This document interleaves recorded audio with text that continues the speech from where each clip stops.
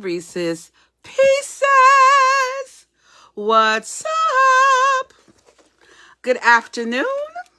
Happy Wednesday. Happy hump day. How y'all doing? Welcome back. How y'all doing? Day 3. Let's chit chat. Now listen, I did not come on yesterday and I feel terrible.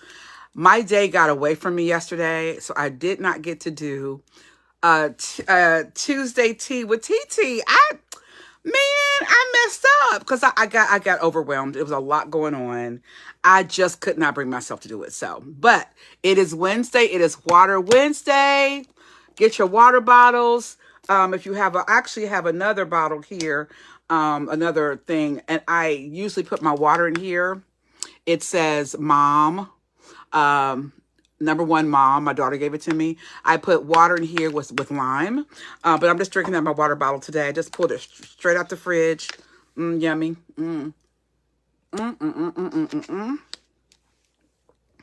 Let me do this. I'm going to, let's do that. Yeah, let's do that. And who else? Okay, so that's it. That works. Because he always like, Kim, you be going live and you don't tell me. I just invited one of my friends who follows me on all my platforms. And he's like, you never tell me when you're going live. So I just invited him. So I didn't realize you could do that in the middle of a live. You can. So, Okay, guys. If you are not watching live, you'll see this later. Just know, hey, Steve, how you doing? What's up? It's Water Wednesday. You getting your water in? It's Water Wednesday. We got to drink our water, guys. So listen, let's chat a little bit. If you are watching this later, just know that this is day 3 of the celebration of my business, the Reese Incorporated, being in business for 25 years, and that celebration is raising money for the Reese Foundation. Hope that makes sense.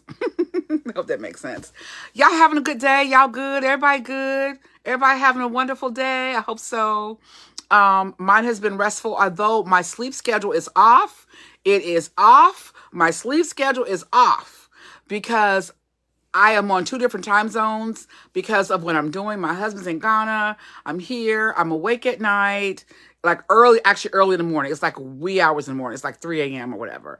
And my body just wakes up. I promise I try to sleep, but I can't do it. Welcome to the chat, y'all. We're about to talk. If you're coming in, please say hi to me. I can see you're here. Several of you have joined, but I can't see you all the time. Sometimes it'll say such and such is watching. Like I know Steven is watching. So I said hi to Steven. But get your water bottle. Let's talk. It's Water Wednesday. Let's get our water in. Let's drink this water. It is about health, guys. Staying healthy. Get that water in. Let's talk about it. Let's talk about what's going on again. Want to tell you guys, there's stars up there. You can give me stars. Or below, you can see stars below in the comments, I believe it says.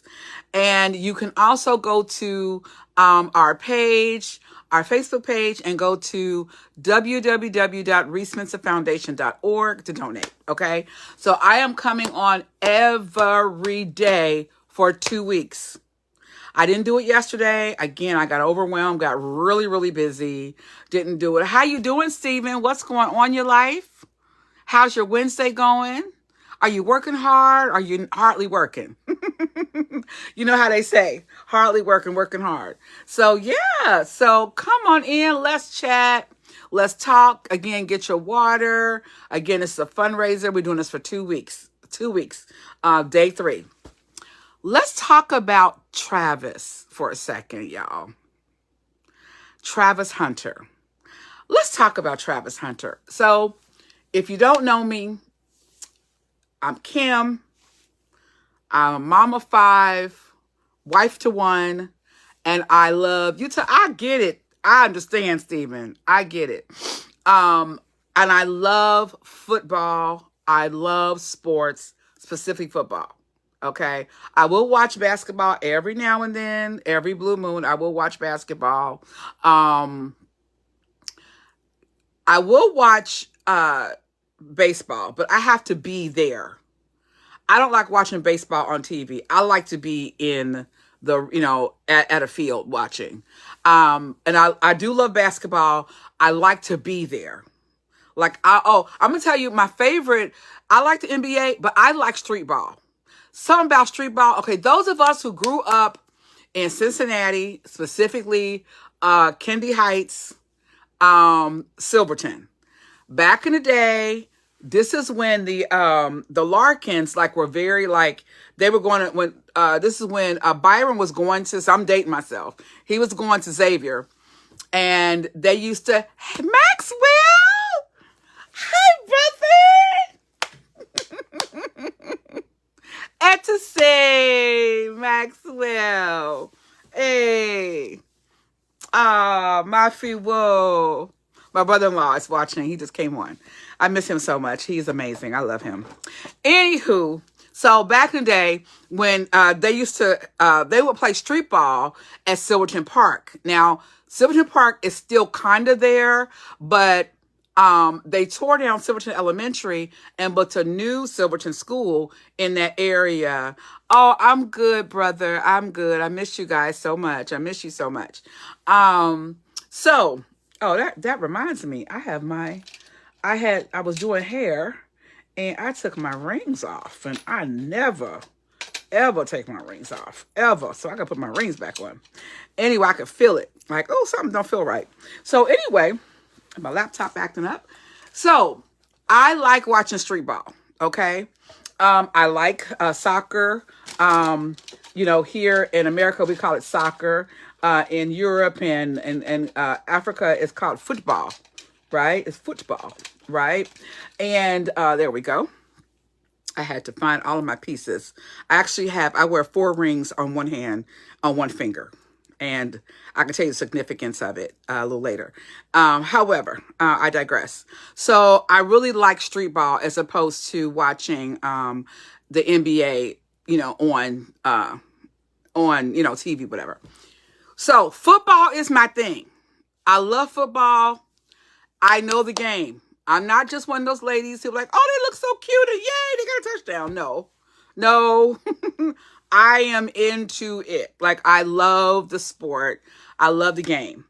And, there's been a lot of controversy around Travis Hunter, his relationship. I actually follow him on YouTube. He has a new YouTube channel. He's in training right now. They're all back. Shout out to the Bengals. Hooday. Today, they officially got back to training camp today. They got on the field today. They did a little, running around. Yeah, it's coming, y'all. Football season is getting close. It's getting close. So there's been a lot of controversy around Travis Hunter and his wife. So y'all know he is a Heisman winner. He won the Heisman Trophy. His mentor is Showtime. And he went to school with Shadur and all of them, right? Okay, y'all know the story. But it was so much controversy surrounding around his relationship with his then fiance, his then girlfriend. And first, okay, so let's talk about the whole stereotype and what does happen. Let me say this. I can say what I'm about to say, okay? And I say I can say this about what I'm about to say because I worked with athletes. I've been working with professional and semi-pro athletes for many years. That's what I did as a PR professional under Reese Incorporated, which is why we're celebrating this whole thing now and the fundraiser, right? Okay. So I did that for a long time. So what I'm about to say, I can say. And I've been around these men for a long time. So I can say it, okay? Let me just put it out there. All right. There's a stereotype that athletes who make money, who are gifted, okay, there's just so much layers to this. What happens when college athletes get recruited to in high school. Let's start from high school. When they get recruited, they the coaches and the athletic department, they have lots of money. If you know anything about college ball, when I go to UC's games, football games, right? I work directly with the AD at UC. This was back 2008, 16, 17. I can't remember from then on. I can't remember what year it was. Anywho, so I got free tickets to the games and I got to sit in the club seats, right?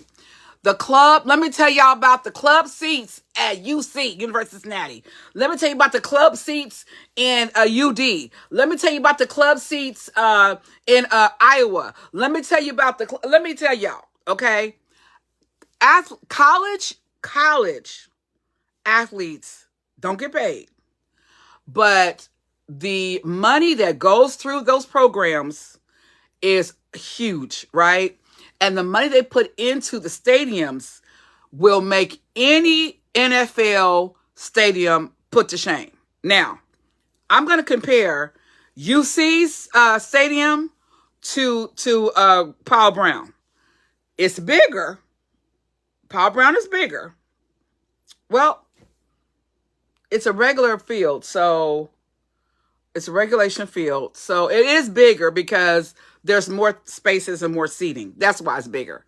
However, the club seats are amazing. I've been to both. I have clients that I work with, and those you who know me, follow me, I've never paid for a Bengals game ever. Maybe one time or maybe twice because I brought my daughter.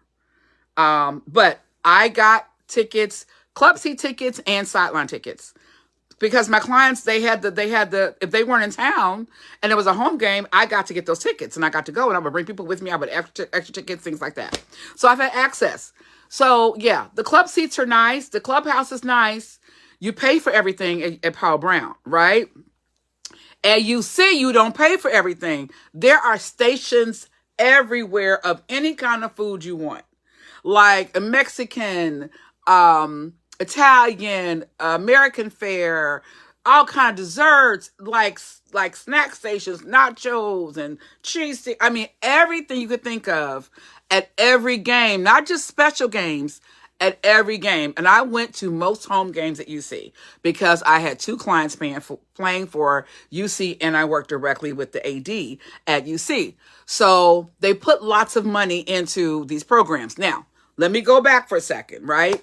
Okay, so when they are recruiting these kids, these very gifted and talented kids out of high school, they bring them to the campus, they show them around, they show them the locker rooms, how extravagant the locker rooms are, and all the workout. I mean, some of these workout rooms and these gyms in these college stadiums will put NFL to shame.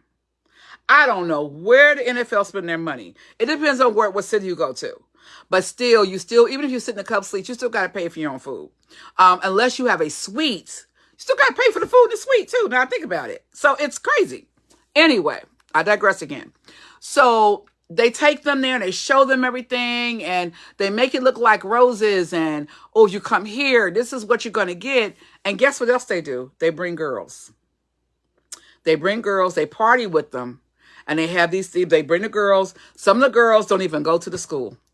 Some of the girls are like 21 years old. They are models or sometimes they're prostitutes. I'm telling y'all what I know. Let me drink some water on that. They're prostitutes, right? So this is the reality of sports. The reality. Neil, what's up, Neil? This is the reality of collegiate sports. This is the reality of NFL. This is the reality of the FCC. You name it. The football, the soccer, basketball, the NBA. This is the reality of how they groom these athletes. And then they bring girls, okay? So the girls are usually very beautiful, or their fathers or their parents have lots of money, and they groom these women. And so most of the women they see, unless they went to school with them, are not like them. They're different, right? So again, getting back to Travis Hunter for a second. So the controversy around what was happening with him and his wife, his now wife, is she was only with him because of his shine, because of what he had. She met him at, the way they met was interesting or something like that. And this is not new. This is not new. This happens all the time. And again, as a PR professional who has worked with athletes for almost, oh gosh, how long have I been? I worked for corporate before that, of course. I didn't do work with athletes at that time. So I've worked with athletes for 20 years. Because the first 5 years, I was doing nonprofit work and focusing on nonprofit organizations and nonprofit fundraising, things like that, and working contracted with nonprofits. And then later on, I strictly focused on semi-pro athletes, professional athletes, and entertainers. So that was my whole thing. So with this long period of time and doing that, I saw a lot of stuff. And I'm not just talking about in the sports arena as far as like football, basketball, and baseball, and soccer, in boxing, and track. Because when you become a professional, you get sponsorship, that sort of thing. Yeah. So in that regard, I've seen a lot of stuff. And it's a thing that kind of happens over and over again with these athletes. Now, if they are raised right, if they've been raised to concentrate on their work, concentrate on God, concentrate on that, and a lot of athletes they do. You can tell they do. If they're raised like that, it's different. However, if they're not, if they don't really, if the background has been kind of, maybe unsure, a little shaky, they're always looking for love. They're always looking for acceptance, that sort of thing. And that has happened on many occasions and that I've seen. I have lots of sons in the industry. And who, a lot of them call me Mama Kim because either mama wasn't there or dad wasn't there, whatever the case may be. And so I kind of like mother on them and take them under my wing and mother them. So the situation with them too. The issue was she was coming off or, appeared or was said that, I'm trying to sneeze, was said that she was just with him because he's a Heisman Trophy winner. He was a huge pick in the draft. Like, he made bank. Like, this young boy makes bank, right? He's got lots of people around him. But thankfully, Primetime gave him a lot of information and support. So that was good. However, the now they're saying that she's pregnant now. So she's pregnant. They got married without a prenup, which I think worked in his favor because now all he has to do is maybe pay child support or something. I think the reason he did not do a prenup was so that he did not have to pay her anything, because in the prenup that would mean he would have to pay her. So they chose not to do a prenup. I that's the whole thing about it. Like, so what are you guys' thoughts on the perception of this? How this is all played out? Is she misunderstood? Was she a gold digger? She came from a good home, from what we could see. Her mother is African American. Her father is white. She is, I don't know like what her background was, but they seem to be supportive. But again, you're in an environment where your husband to be, your now husband, okay. So Neil is saying, out of respect for you, friend, no. I told folks this was going to happen. Yeah. So we kind of, there was a lot of stuff going on prior to them getting married. I'm going to be honest with you. I was really surprised that they got married. They spent a lot of money on that wedding too. It was like a huge event. Neil is saying he wouldn't listen to us. Oh, geez. What's that saying? Hard head makes a soft bottom. Well, yeah. That's what they told us. That's what our parents told us, right? So, I think that in this case, is she getting a bad rap? I do remember I watched the Heisman awards, and I watched the awards that day, and when he won, she didn't even stand up. Everybody stood up and clapped, and she just sat there. It took Deion Sanders to tell her, stand up. What are you doing? Stand up. I saw that myself. I'm not sure what she was smiling, but they would have like arguments. People wanted to take pictures with him. They would have arguments, in public because she didn't want to stand around for him to take pictures with her.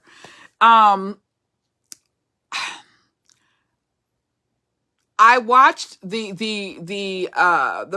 woman who did their wedding, the coordinator. They met and she recorded everything. I saw that, and he was just like, I don't care. He didn't care. When I tell you, if I were a professional body language reader, I could tell the story, like of just not just that, but other things that have happened. So what does that say about, the setup? What does that say about, now let's talk about his history. Dad is in jail, incarcerated. Dad was when he got his Heisman Trophy, Dad was on house arrest. And so Dad could not be there for him to receive his award. Apparently, from what I read, Dad is in and out of jail. He does have a great relationship with his mother. And I think that is what his yeah, you're right. You're right, Neil. There were lots of red flags. There were.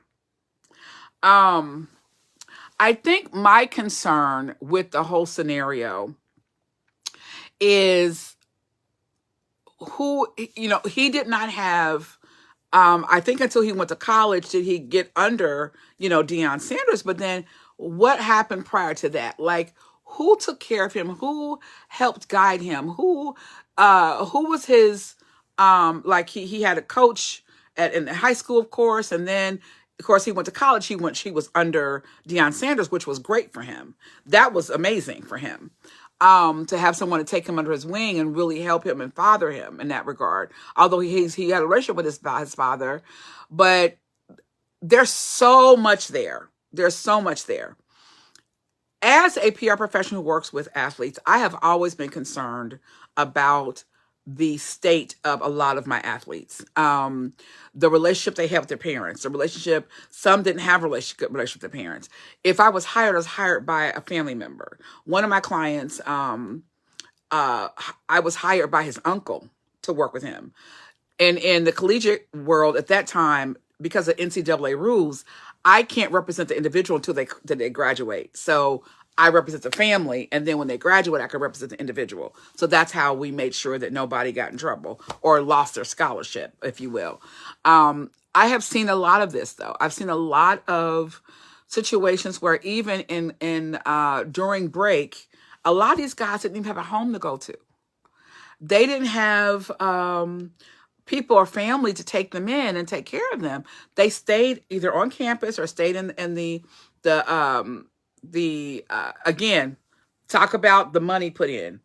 The dorms for these athletes was immaculate. Oh my gosh. Immaculate. Okay, Neil is saying, not trying to be Mr. Kickham when he's down, but he lost me admitting that he'd take her to clubs, and I can't see. to clubs and sit in the car waiting for the club to close. What? I never read that. So wait a minute. You're saying that he would take her to clubs and let her go into the clubs, and then he would sit in the car and wait for her to come out? Is that what you're saying? Please let me know where that was, or where that interview was, or when he said that. I would like to see that. Yeah, that's a red flag. My concern is, what is he looking for? Like, if he did not, you got to know your self-worth. We know he's an amazing athlete. We know that. He has a natural gift, right? And a lot of us do. We have gifts and we have abilities and we can do things. But where is your self-worth? So if he allowed this, and he allowed this girl to manipulate him, and he fell in love with her and she used him, that's sad. That's saddening. It's very sad for me to even hear that. Yeah, that's sad.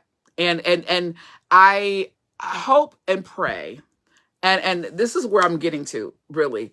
I hope and pray that if indeed what the news is saying now, that he's divorcing his wife, when I tell you they just got married, they haven't even been married a year yet. We talk about months. They just got married. I believe they got married in May, and this is July. I make it make sense. Where's mom and dad? Like, where's, I don't know what her parents, I don't know what her parents are, but what about his mama? Or what was Coach Prime? Was Prime around telling him? And maybe he didn't. Maybe he didn't want to listen. And maybe, let me say this. We can talk to our kids until we are red in the face. We can talk to them and try to guide them, but if they don't listen, it's on them, especially if they're grown. Yes. So wouldn't this call for an annulment? I would say yes, because they've not been married that long. And now that she's pregnant, the only thing that he was responsible for is child support. Yeah, I hate to say it, but it's looking like a setup. She says Janet was married to James DeBarge longer. I agree. That's true. It's looking like a setup to me. It's looking like this was a setup. So I don't know. My heart goes out to him, because if indeed, because of his background, and we know his background, we know all about him, because now he's a public figure. So everybody knows his personal life and his childhood and what he's been through. We all know it. Given all of that, I feel like we need to pray for him. You know how the saying, looking for love in all the wrong places. And I think that's what happened with him. I think that he was looking for acceptance. Okay. Now, Neil, I'm going to say something. Okay. Don't laugh. And don't you say one thing. Okay. He's not the most handsome child. I'm just going to be honest. And I wonder if he was not making the money that he was making, and if he was not doing what he was doing, I wonder if he would have been with her in the first place, or she would have even looked at him in the first place.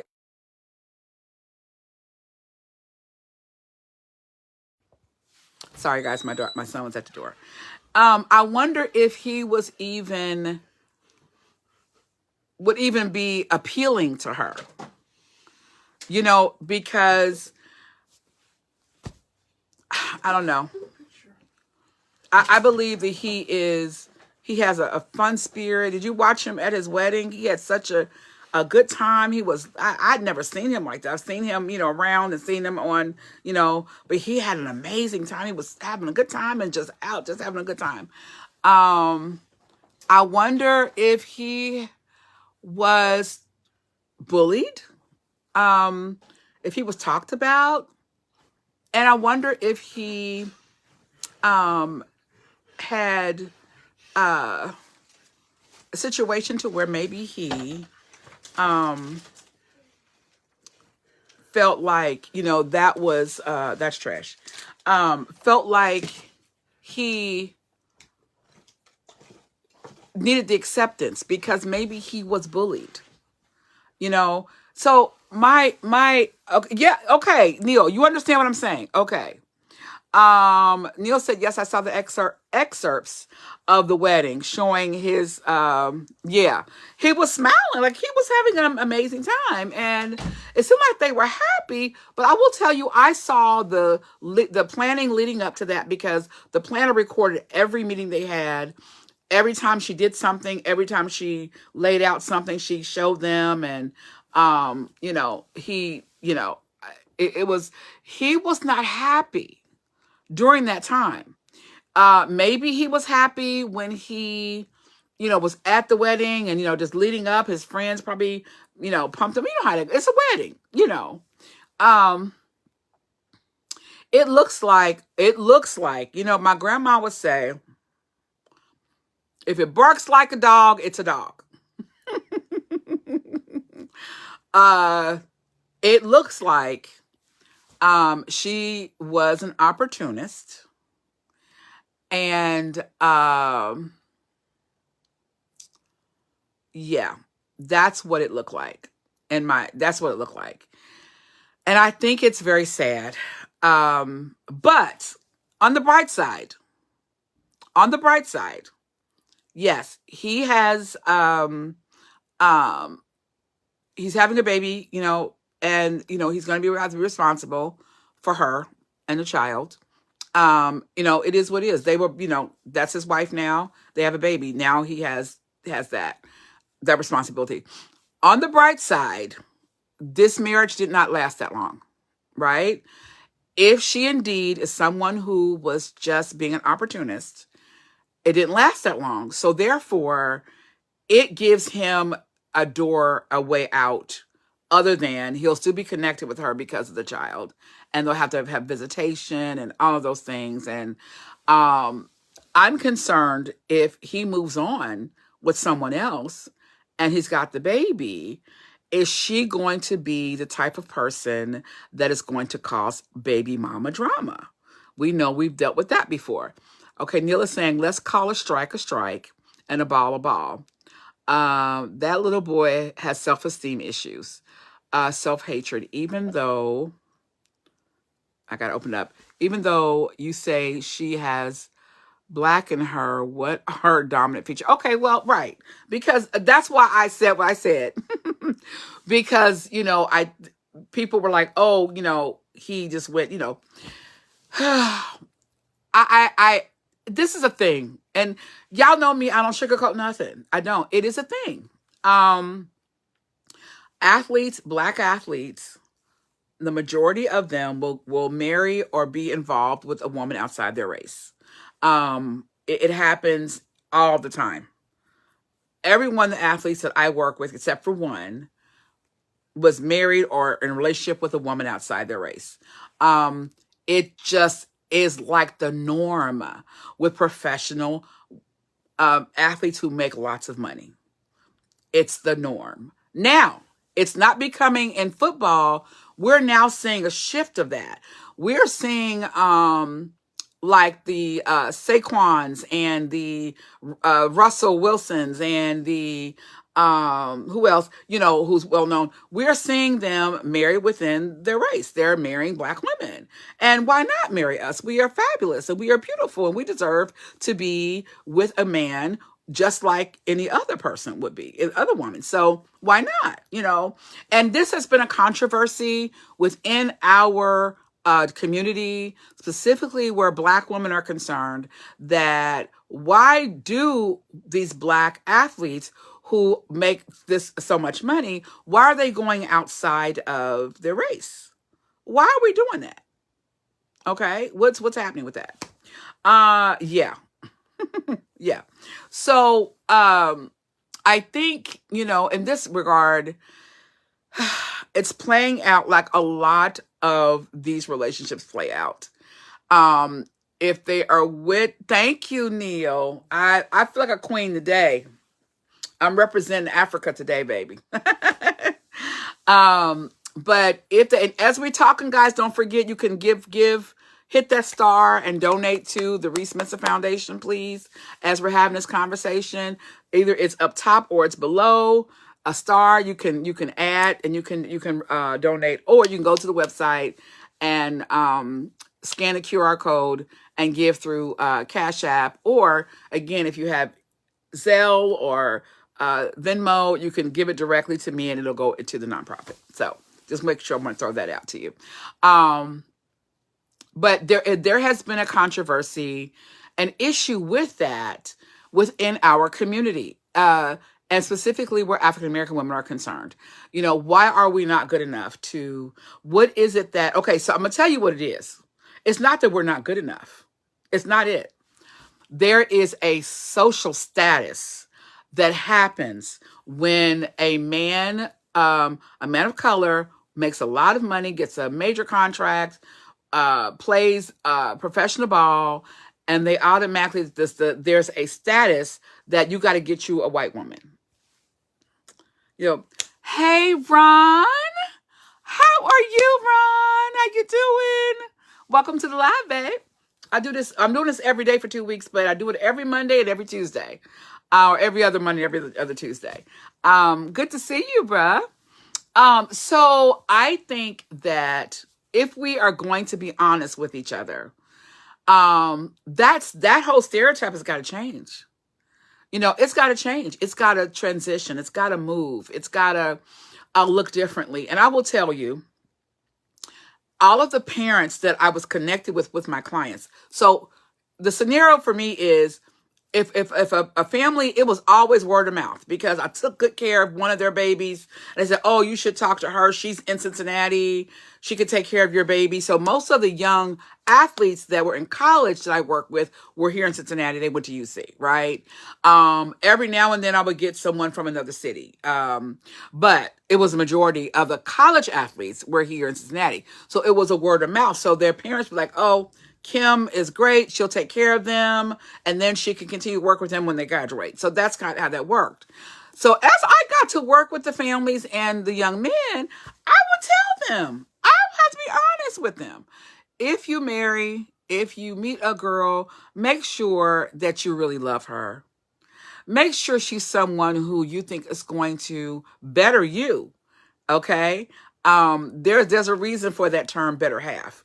I always tell them, make sure you marry someone, not because it looks good on paper, but marry someone because that's going to make you happy and you want to spend your life with. So that has always been a controversy. It's something we talk about. It's something that needs to be dealt with and talked about more often. So Neil is saying, not changing the subject, but this reminds me of when Eartha Kitt disclosed right after Harry Belafonte had this way with her. He bluntly told her, I'll never get with a black woman. It goes back. Oh, so there have been athletes that we know now, that we watch playing ball now, who have said this very thing.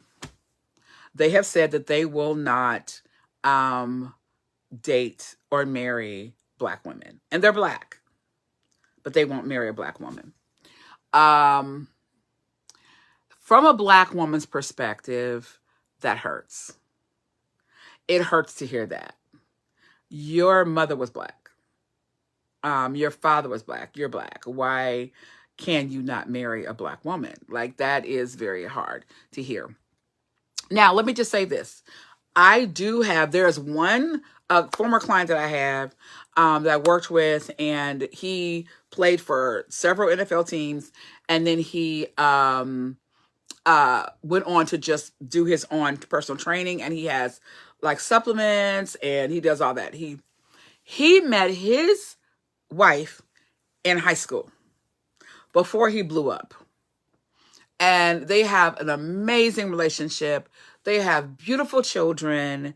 So I need to make it clear that I am not against interracial marriage, not at all. As a matter of fact, God rest his soul, but my former husband used to laugh at me. He was like, I don't know why you didn't marry a white man. He said to me all the time, he said, you should have married a white man, because of who I am and how my circles and what I do and all that, and how I flow with people and all that. But he would always laugh at me and tell me that. He said, you should have married a white man. And it was a joke, inside joke he and I had. So I am not against interracial marriage at all. Not at all. I am, however, concerned about when you marry someone, just like in this setting, I think, when you marry someone because of status, or you with someone because of status, it makes you look good. If you're with a woman, outside of your race, and it makes you look good, right? That goes the other way too. There are white athletes, male athletes, that will marry black women who will not mess with a white woman. Why are you doing that? Like, is it a fetish? Is it, what is it? So, Neil's saying I'm not against them either. It's the hidden agendas that gets my goat. Yes, right. So that is the whole thing for me as well. It is really what is your whole purpose of doing what you're doing in regards to relationships? Are you seeking? I'll tell you, there are things that these young men have told me that why they prefer to date white women. There are things they've told me that they could have just kept to themselves. I'm like, you gotta be kidding me. Like, really? That makes no sense. But that's what they say. And I'm not going to repeat what they said, but it's just a lot of that. And it's crazy to me. So I think in regards, segueing back to Travis Hunter, his current relationship, what he's going through, first and foremost, we just need to pray for him and his relationship, and pray for her, because clearly baby girl's looking for something too. Clearly something's going on there. And it's not just about him, but what's going on with her? Like, what's happening with her? Why is she doing and have done the things that she's done? And Neil, I need to see that comment that you said he made about taking her to the club and him sitting in the car. I want to see that, because that's just flabbergasting to me. It's like, wow, really? That's crazy. So I don't know, but just to remind you guys, this has been fun. We're going to have little chats about this as the current events throughout the week. We're going to talk about the current events of the day. I will tell you, one of the reasons that I did not do the Tuesday, I didn't do one of the things. I was in a funk. I tell you, after Malcolm Jamal Warner died, it just like afterwards, like I did the video on Monday, but afterwards it was like, it just kind of hit me on Tuesday. It hit me hard, and I was like, oh wow, it kind of hit me hard. But we will be talking about each current events that happened that day, and kind of chat what's happening, in our world. And I'm staying away from politics, as you guys know. I'm staying away from politics. I do not discuss politics. I just won't do it. And yeah, it's not happening. Neil is saying, here's my silver lining. Travis is still a young man. Shannon Sharp has no excuse. I know, Shannon. Oh, that's a whole nother topic. That's a whole nother topic. Wow. But yeah, he is. You're right. He has an opportunity he has a future. Hopefully this will take his focus off so he can play ball and do what he's hired to do.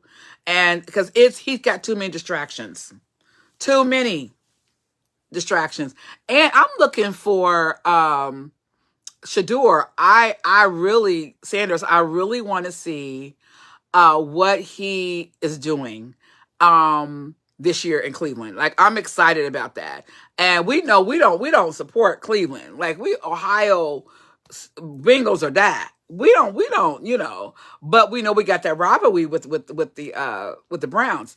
But I want to see, his jersey was the most purchased jersey ever, apparently, which is wild. But I'm tempted to see, what he does this season as well. But yeah, he's got a good future ahead of him. He can redeem himself here, and he can not maybe he can take focus off of what is happening. You know what I'm saying? Like yeah, it can this can make him just get put that to the side, do his job, concentrate on what he's doing, and play ball. That's what he does well. That's what he loves. Get back to his first love of playing ball and achieving and excelling. So yeah. All right, Reese's Pieces. It was fun talking with y'all today. Don't forget to please go to our website, www.reesmensafoundation.org. Please, that's all together, one word. Please go and please support. We are trying to raise $5,000. Please share the link if you can. Go to our website, peruse it, look around, see what we've been doing. We are doing things in this community here in Cincinnati and in Ghana, West Africa. We are doing stuff. Believe it or not, although Ghana is like on the map, everybody's going to visit. It's becoming like kind of a vacation spot. Ghana is a big country, and there is lots of villages and lots of poverty and lots going on. And, we just want to do our part. Everybody come in and have their little part. We have our target demographic, and that is families that have children on the autism spectrum and widows and that sort of thing. So we want to be able to support and young women, young girls who are pregnant and who need to go back to school, who need support in that regard. So please, please, please, if you will, don't forget, I said to myself, I have almost 4,000 followers here on Facebook. If I can get all 4,000 of my followers to donate $1, we would have part of our goal. If all 4,000 followers donated $5, we would have $17,000. That would be amazing. We can start finishing our building process, and we can start working on our girls, a young mothers group home that we're doing. I'm so excited about that. So those are our two focuses, our two projects right now. So we need your help. So, all right, Mr. Speakers, have an amazing rest of your day. Have an amazing rest of your week, and I will see you next time. Bye.